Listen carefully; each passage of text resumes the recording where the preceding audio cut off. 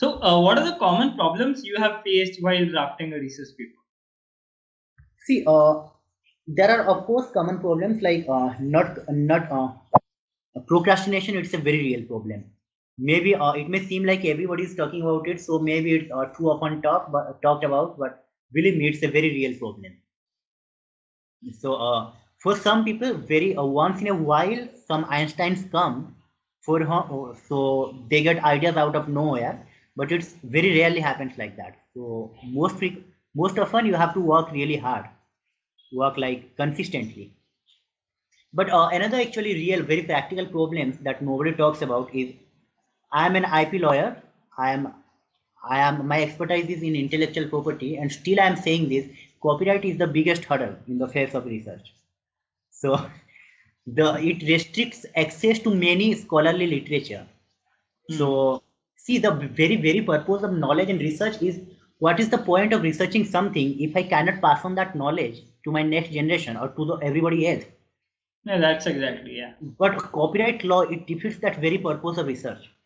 And in fact, it's sort of my personal opinion. Like there can be debates from the other side also, but Yeah, I and think also your fellow copyright lawyers will be against you for some exactly. reason. And but I think like copywriting music, copywriting stories, that perfectly okay. But what's the point of copywriting legal research that is done by university professors? See, the university professors are being paid by the government. We are paying taxes to government, and the government is paying the copyright professors solely for this objective that university professors can create knowledge, public knowledge. And now the university professors who are paid from our taxes, the public money, they create knowledge, and the knowledge is again protected by private companies. We again have to pay elsewhere to access their research. So it's a sort of double taxation. So Yeah. getting access to relevant research, it's a very big problem. And the second problem I come across is it's not of a problem for legal research, but if you are trying to embark on a journey for empirical research or let's say interdisciplinary research, it's a very real problem. I'll be giving you an example. Recently, I was having this idea. Actually, I embarked on a research project. So I was about to examine the link between copyright law and socio-economic inequality. So copyright as a system, it's actually expected to be to promote the production of public goods, and at the same time it depends inequality divides.